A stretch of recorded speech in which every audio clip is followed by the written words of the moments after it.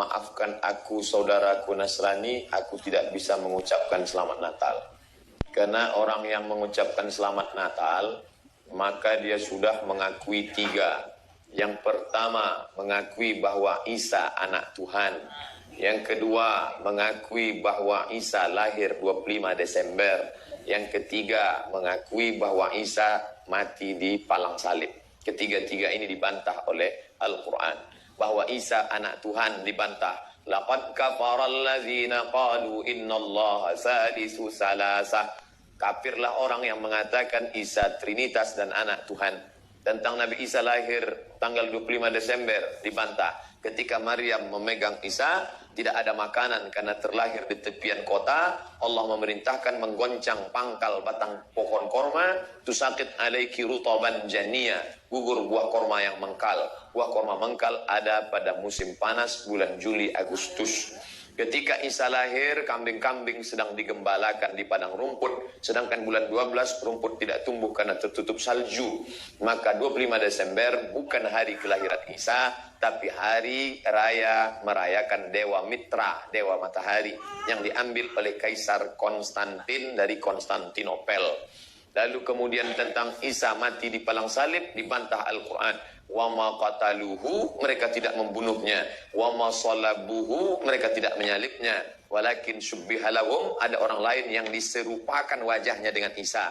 Dialah Yudas Iskariot, murid Isa yang menjual imannya dengan beberapa keping uang emas. Saya punya kawan Kristen Masehi, tapi dalam masalah hubungan baik, masalah ngasih makanan, masalah beri pakaian, oke. Tapi kalau sudah terkait dengan akidah, wala ana abidu ma'abadtum wala antum abiduna ma'abud lakum dinukum waliyadin. Tentang masalah tahun baru, apakah 1 Januari itu bersih, tidak ada hubung kait dengan agama? Maka tidak benar. 1 Januari 2018 Masehi, seolah-olah Masehi terkait dengan Al-Masih Isa alaihissalam. Itu kalender dibuat oleh Kaisar Julian dari Romawi kuno. Kaisar Julian membuat kalender, maka dibuat nama dia Kaisar Julian, maka disebut Julian kalender.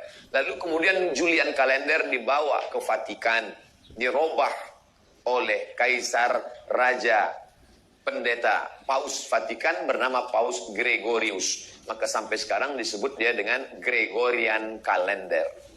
Lalu kemudian ketika terbentuk PBB, United Nations, Persatuan Bangsa-Bangsa, bingung mau pakai kalender apa? Di dunia banyak sekali kalender. Maka diseragamkanlah, dipakailah Gregorian kalender. Yang sebelumnya kita kerajaan Pasundan, kerajaan Demak, kerajaan Riau, Sripura, itu pakai kalender Hijriah. Termasuk Yogyakarta pakai kalender Saka, karena Sultan Agung Jawa mengkawinkan antara kalender Jawa dengan kalender Hijriah. Karena ingin mendamaikan antara Jawa dengan Islam.